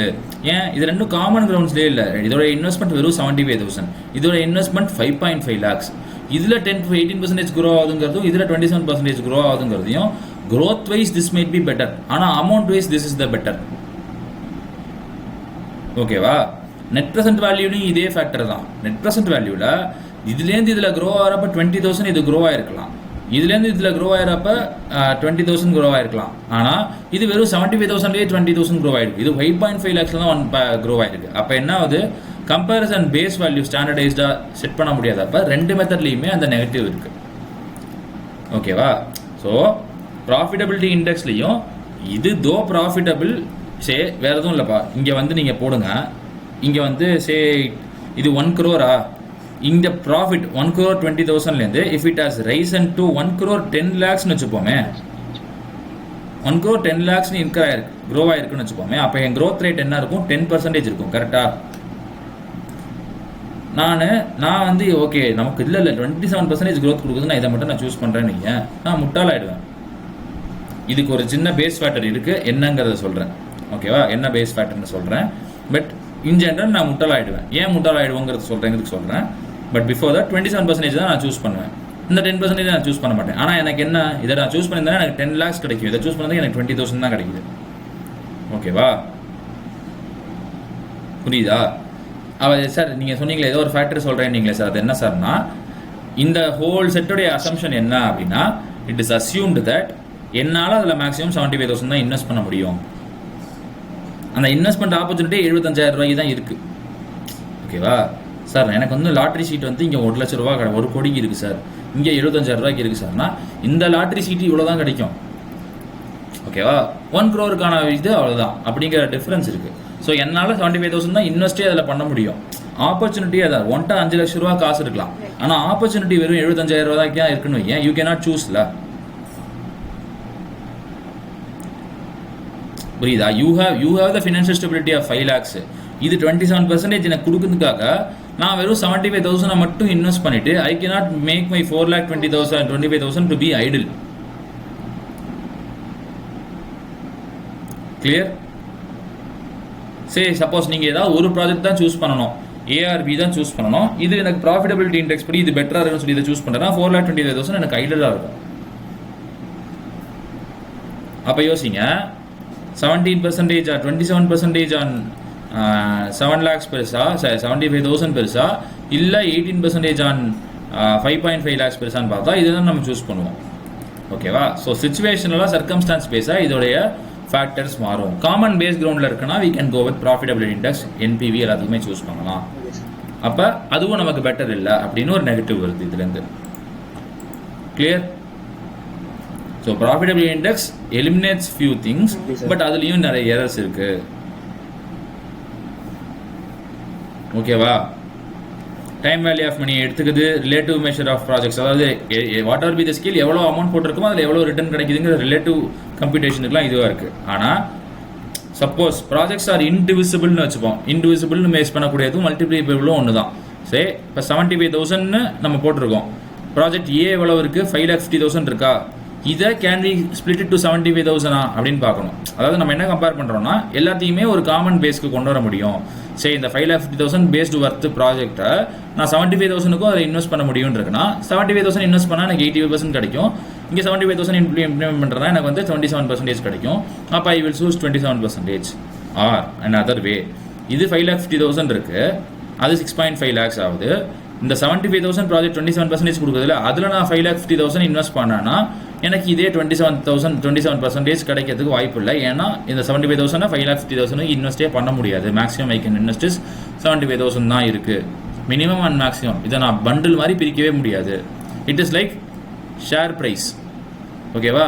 நமக்கு எக்ஸ்பெக்ட் பண்ணுறது என்னது, it has to be like mutual fund. Mutual ஃபண்டில் யூனிட்ஸை நம்ம பர்சன்டேஜ் அவ்வளோவையும் வாங்க முடியும். 99.25 யூனிட்ஸ்னும் நம்ம வாங்க முடியும். நாம் எவ்வளோ அமௌண்ட் போடுறோங்கிறது தான் ஃபேக்டராக இருக்கும். ஸோ சேம் ஸ்கேலில் அதுக்கான ஆப்ரேஷன் இருந்தால் மட்டும்தான் இது இந்த பிஐ வந்து கன்வீனியண்ட்டாக யூஸ் ஆகும், இல்லைனா it will not be useful. ஓகேவா? ஸோ ஒன்ஸ் ஒரு single large project with high NPV select பண்ணிட்டோம்னா possibility of accepting several small projects which together may have higher NPV than single projects வந்து நம்ம விட்டுருவோம். ஸோ என்னன்னா பிஐனால ஒரு ஹையர் என்பிவி தரக்கூடிய ஒரு ப்ராஜெக்டை சூஸ் பண்ணிட்டோம்னா சின்ன சின்ன சின்ன சின்ன லெவலில் நிறைய என்பிவி தரக்கூடிய பர்சன்டேஜில் இருக்கக்கூடிய அந்த டோட்டலை வந்து வி வில் மிஸ் அவுட் அப்படின்னு அடுத்த நெகட்டிவ். சரியா? ஆல்சோ சுச்சுவேஷன் என்னன்னா வேற project with lower profitability index may be selected may generate cash flows in such a way that another project can be taken up in 1 or 2 years. சரி, நான் இப்போ என் கம்பெனியோடைய growth ப்ராசஸில் இருக்கேன். க்ரோத் ப்ராசஸில் இருக்கிறப்ப நான் வந்து ஒரு 5 ரூபா பிஸ்னஸில் இருக்கேன், 10 ரூபா பிஸ்னஸில் இருக்கேன்னு சொல்கிறத விட இஃப் ஐ மூவிங் டு நான் வந்து லட்சக்கணக்கில் பிஸ்னஸ் பண்ணுறேன், though my profit might be in small meagre percentages, என் ஸ்கேல் ஆஃப் பிஸ்னஸ் உயர்ந்துருச்சுன்னு வைங்களேன், அந்த ஸ்கேல் ஆஃப் பிஸ்னஸ்லேருந்து வரக்கூடிய ரிட்டர்ன் வச்சு இந்த சின்ன சின்ன ப்ராஜெக்ட்ஸை நான் பண்ண முடியும். ஃபார் எக்ஸாம்பிள் நான் என்ன பண்ணியிருக்க முடியும், இயர் 1ல் I could have invested in this, இந்த 5.5 lakhsல இன்வெஸ்ட் பண்ணிவிட்டு தென் அப்போ எனக்கு என்ன நெட் ரிட்டர்ன் கிடச்சிருக்கும், 1 lakh ரிட்டர்ன் கிடச்சிருக்குமா? 1 lakh ரிட்டர்னை without any further investment or loan நான் டேரெக்டாக இந்த 75,000ல இன்வெஸ்ட் பண்ண முடியும். கரெக்டா? மீ இன்வெஸ்டிங் இன் நான் ஃபர்ஸ்ட் இயர் 75,000 இன்வெஸ்ட் பண்ணுறேன்னா இயர் ஆன் இயர் 20,000 கிடைக்கும். நான் 11 years வெயிட் பண்ணி 11 years 11 years கூட இல்லை, கிட்டத்தட்ட வந்து 2.2 lakhs 2.4 lakhs year on year எனக்கு கிடைக்கும். இயர் ஆன் இயர் எனக்கு 20,000 கிடைக்குதுன்னா கிட்டத்தட்ட 55 இயர்ஸுக்கு அப்புறமா இல்லை 27.5 இயர்ஸுக்கு அப்புறமா தான் ஆஃப்டர் 27.5 இயர்ஸ் தான் I can achieve the amount of அந்த 5.5 lakhs இன்வெஸ்ட்மெண்ட்டுக்கு தேவைப்படக்கூடிய அமௌண்ட்டை நான் இயர் ஆன் இயர் 20,000 earn பண்ணுறேன்னு வச்சுப்போமே, 27.5 இயர்ஸ் கழிச்சு தான் I can get this 5.5 lakhs. கரெக்டா?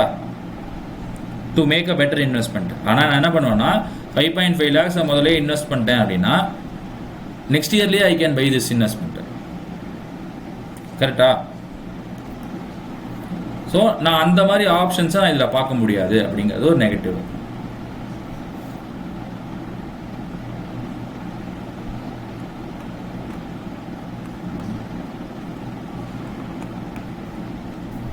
நம்ம இப்போ இந்த ப்ராப்ளம்ஸ் போகும்போது திரும்ப இந்த 3 சினாரியோ இருக்குல்ல, 95 இதுல எதுக்கு ஜாஸ்தி ப்ராஃபிட்டபிலிட்டி இண்டெக்ஸ் கண்டுபிடிக்கணும் வருதோ அதை சூஸ் பண்ற மாதிரி அதோட 100% ப்ராப்ளம் இல்லை, நீங்க நமக்கு ப்ராஃபிட் எது விச்சவர் ப்ராஃபிட்டபிள் பார்க்கணும், இந்த மாதிரியும் வருது சார்.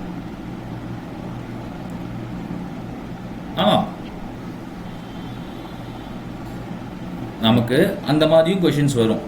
ஓகேவா? நம்ம 2 ஃபேக்டரையும் கன்சிடர் பண்ணி எது முக்கியம், எதை சூஸ் பண்ணணுங்கிறத நம்ம சொல்லணும்.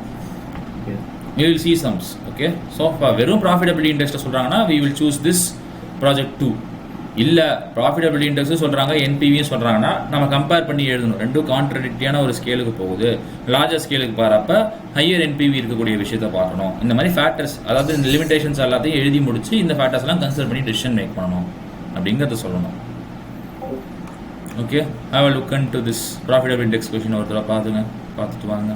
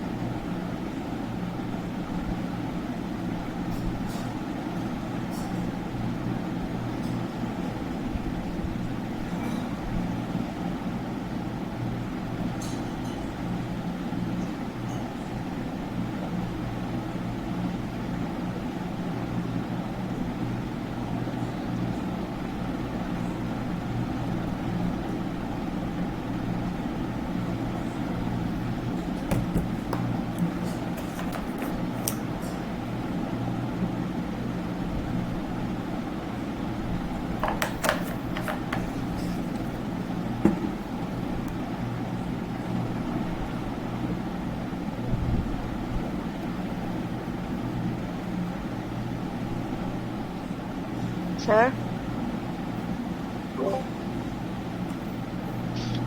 சார் இந்த பிஐல அவன் வந்து சம்லயே வந்து டிஸ்கவுண்டட் கேஷ் இன்ஃப்ளோ அப்படின்னு கொடுத்துட்டான். சொல்லுங்கம்மா.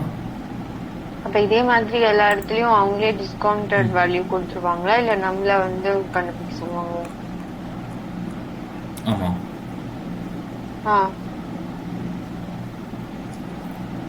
வாய்ப்பே இல்லை.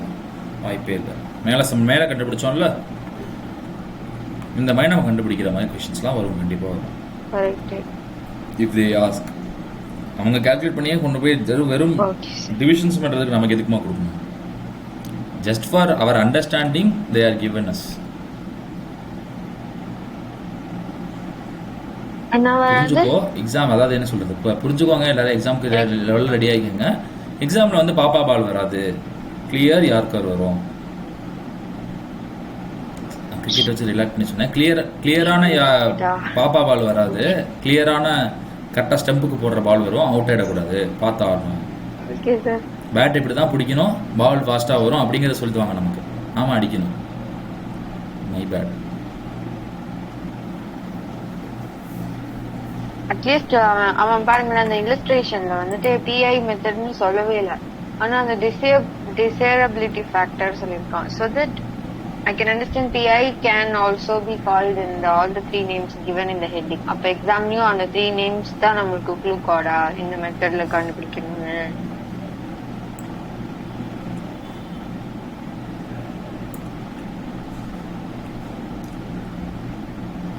டிசேரபிலிட்டி factor, profitability index or present value index method அப்படிங்கிற 3 நேம்ல ஏதாவது ஒரு நேம் நம்ம எடுத்துக்கலாம்.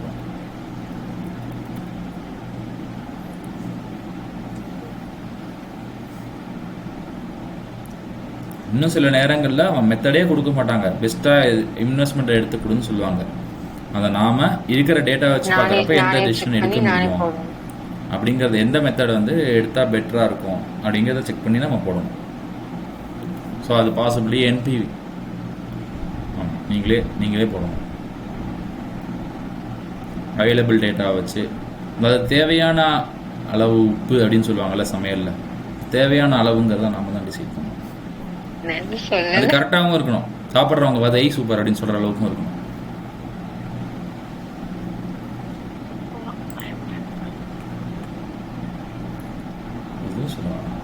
டக்குன்னு பார்த்துட்டு வாங்க, அடுத்த IRR போகணும். மோகனா நவீன் பார்த்தாச்சா? போலாமா? சூப்பர்பா. இந்த வேகம் தான் தேவை. என்ன நடுவில் ரேஷியோவும் லெவரேஜஸும் முடிச்சதுக்கு திடீர்னு செம்ம ஃபாஸ்டா இருக்கீங்க. சரி, ஓகே.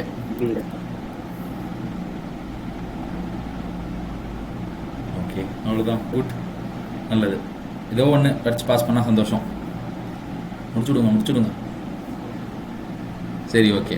ஸோ அடுத்து வந்து இன்டர்னல் ரேட் ஆஃப் ரிட்டர்னுங்கிற மெத்தடு. இதையும் நான் சொல்லித்தரணும்னு அவசியம் இல்லை, உங்களுக்கு ரொம்ப பழக்கப்பட்ட ஒரு மெத்தடு தான்.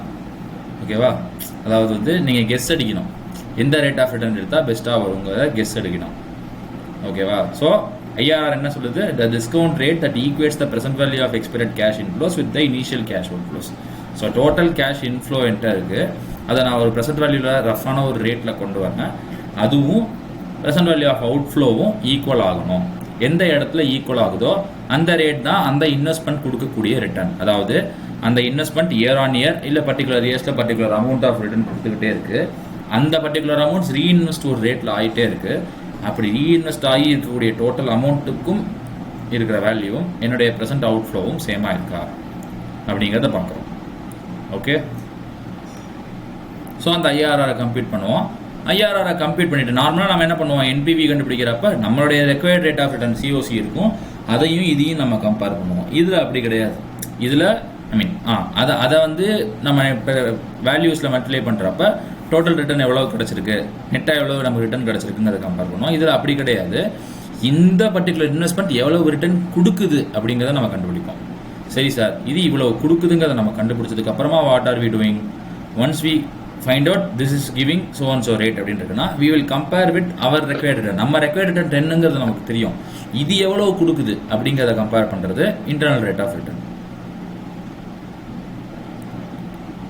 ஓகே, ஸோ இதுதான் ஐஆர்ஆர் பண்ணக்கூடிய விஷயம். இது என்ன பண்ணணும், இதை கண்டினியூஸாக, அதாவது ஒரே அமௌண்ட் ஆனுவிட்டி அமௌண்ட்டாக வந்துட்டு இருக்கு அப்படின்றதுனா total amount divided by annual cash inflows of investment, அதால் டிவைட் பண்ணுறப்ப நமக்கு ஆனுவிட்டி ஃபேக்டர் எவ்வளோ தேவைன்னு இருக்கும்.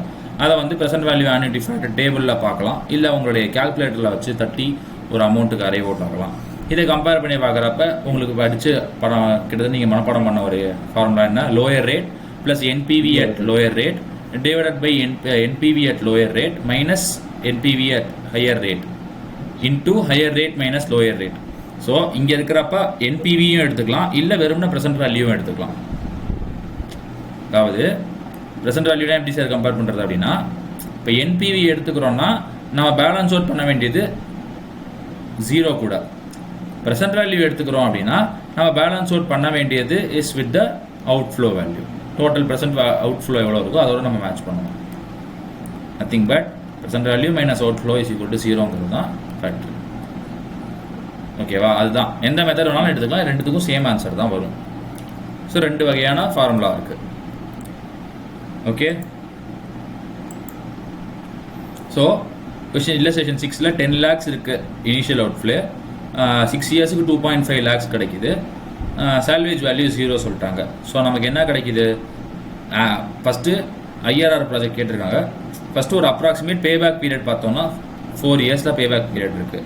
ஓகேவா, பிவிஏஎஃப் பார்க்குறப்ப இந்த வேல்யூ ஆஃப் 4, அதாவது இயர் ஆன் இயர் நமக்கு இந்த 4 rupees கிடச்சிக்கிட்டே இருக்குது அவர் அப்ராக்சிமேட்டாக அப்படின்னு பார்க்குறப்ப, அப்போ பிவிஏஎஃப் ஹேஸ் டு பி, அதாவது 2.5 lakhs into PVAF so and so percentage at 6 years is equal to 10 lakhs.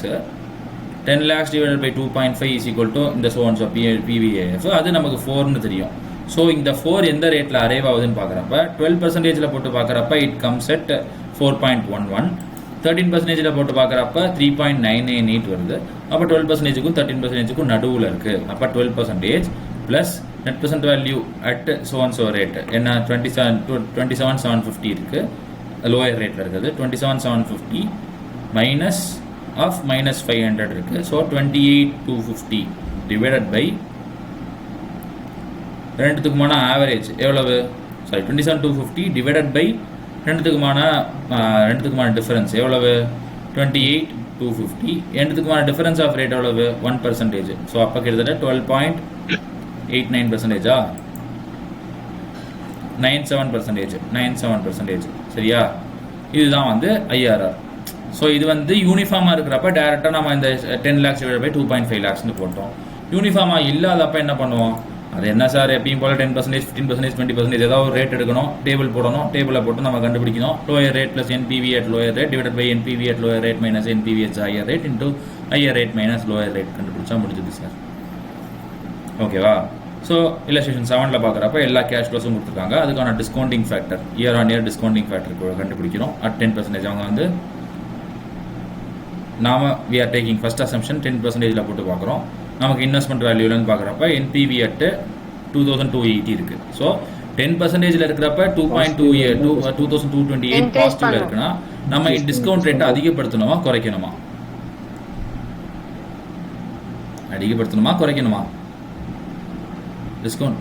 Discount ரேட்டை அதிகப்படுத்தணும். ஸோ அப்போ 10%ங்கிறத we may raise to 15% or 12% raise பண்ணலாம். 12% ரைஸ் பண்ணுறப்ப என்ன ஆகுது 4190 வருது. ஓகேவா, மைனஸில் இருக்குது. அப்போ இது எடுத்துக்குமான டிஃபரன்ஸை வச்சு if we arrive out at the IRR we get 10.704%.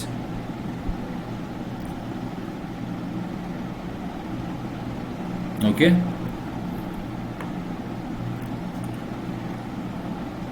அடுத்து இல்லஸ்ட்ரேஷன் 8க்கு வரலாம்.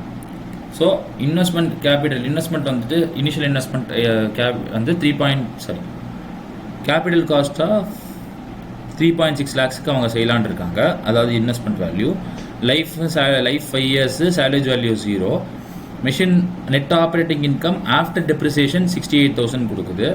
கம்பெனியோட டேக்ஸ் ரேட் 45% சொல்லிட்டாங்க, சரியா. So discounting factor present value of annuity factor எல்லா இயர்ஸ்க்கும் சேர்த்து கொடுத்துட்டாங்க. Now they are asking us to find எவ்வளோ பர்சன்டேஜ் இன்டர்னல் ரேட் ஆஃப் ரிட்டர்னுங்கிறத கொடுத்துருக்காங்க. ஸோ நமக்கு என்ன ஆவரேஜ் ரிட்டர்ன் வந்து 68,000 கொடுத்துட்டாங்களா. இது என்னது 68,000 is after depreciation. Operating income after டெப்ரிசியேஷனா, இதில் டேக்ஸ் 45% குறைச்சா எவ்வளோ வருதுன்னு பாருங்க. 68,000 மைனஸ் 45% போனால் எவ்வளோ வருது? 30,600 போயிடுது. ஸோ மீதி 37,400 இருக்கு. இது என்னது? இந்த 68,000 இஸ் ஆஃப்டர் டெப்ரிசியேஷன். அப்போ என்ன, டெப்ரிசியேஷனுங்கிற ஒரு கேஷ் ஃப்ளோ போன மாதிரி காமிச்சிருக்கோம். ஆக்சுவலாக அது கேஷ் ஃப்ளோ போகலையா, அந்த கேஷ் ஃப்ளோவை நம்ம ஆட் பண்ணணும். டெப்ரிசியேஷன் எவ்வளவு? 3.6 lakhs டிவைடட் பை 5 years 72,000 வருது. ஸோ 72,000 நம்ம ஆட் பண்ணுறப்ப 99,400 அப்படிங்கிற வேல்யூ கிடைக்குது. சாரி 99 109 109,400 நமக்கு வந்து டோட்டல் கேஷ் ஃப்ளோ கிடைக்குது. இயர் ஆன் இயர் இருக்கிற கேஷ் ஃப்ளோ. இப்போ நமக்கு என்ன 3.6 lakhs டிவைடட் பை 109,000 போட்டோம்னா we are getting 3.29 கிடைக்குது. சரியா? 3.29 எந்த ரேஞ்சுக்குள்ள இருக்குன்னு பார்க்கலாம். 3.29 within the range of 15 and 16. கரெக்டா? அப்ப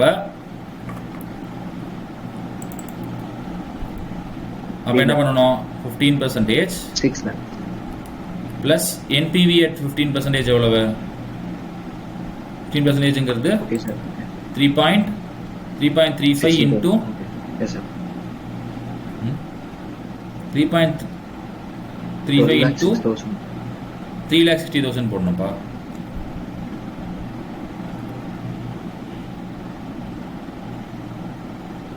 சாரி 3,60,000 போடக்கூடாது. இயர் ஆன் இயர் நமக்கு கிடைக்கக்கூடிய ரிட்டர்னோட போடணும்.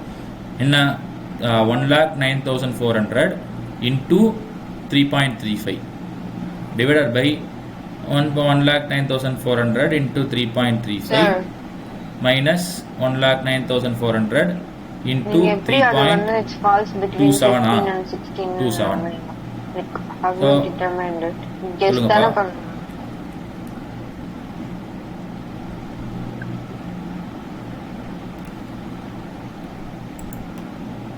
இங்கே தான் நமக்கு ஹோல் டேபிள் வேல்யூ கொடுத்துருக்காங்கல்ல. நம்ம ப்ரெசென்ட் வேல்யூ அன்னிட்டி ஃபேக்டர் தான் கண்டுபிடிச்சிருக்கோம். 3.29 கண்டுபிடிச்சிருக்கோமா? அது எந்த ரேஞ்சுக்குள்ள இருக்கு? 15க்கும் 16க்கும் நடுவில் தானே இருக்கு. புரியுதா? இப்போ அதாவது நம்ம ஃபார்முலாவில் போடுறப்ப இந்த ஹோல் செட்டாக போடுவோம். இவங்க ஈஸி ஃபார்முலாட்டுக்காக நம்ம சொல்லியிருக்காங்க. அதாவது PVAF into yearly cash flow is equal to future value அப்படிங்கிறது, கரண்ட் வேல்யூ அப்படிங்கிறத, அவுட் ஃப்ளோ அப்படிங்கிறத நம்ம வச்சுருக்கோம். So out flow divided by cash ஃப்ளோன்னு போடுறப்ப PVAF கிடைக்கும். PVAF அவங்க இந்த ரேஞ்சில் கொடுத்துட்டாங்க. ஒவ்வொரு ரேஞ்சுக்கும் இருக்கக்கூடிய அமௌண்ட்டை கொடுத்துட்டாங்க. ஸோ நம்ம அதுலேருந்து நம்ம we are arriving it out at the value. Okay.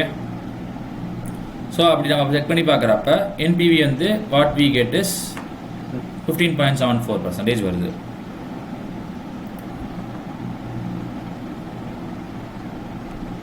சரியா? ஸோ இது வரைக்கும் டக்குன்னு ஒரு தடவை பார்த்துட்டு வாங்க. புரிஞ்சால் அந்த நான் நியூமரிக்கல் கேல்குலேஷன் எல்லாத்தையும் ஒரு தடவை நீங்கள் ஒர்க் அவுட் பண்ணி பாருங்கள். கேல்குலேட்டரில் ஒரு தடவை கிளியராக தட்டுங்க. Starting from internal rate of ரிட்டர்ன்லேருந்து பேஜ் நம்பர் 32 எண்ட்லேருந்து ஆரம்பிச்சு C till illustration 8. break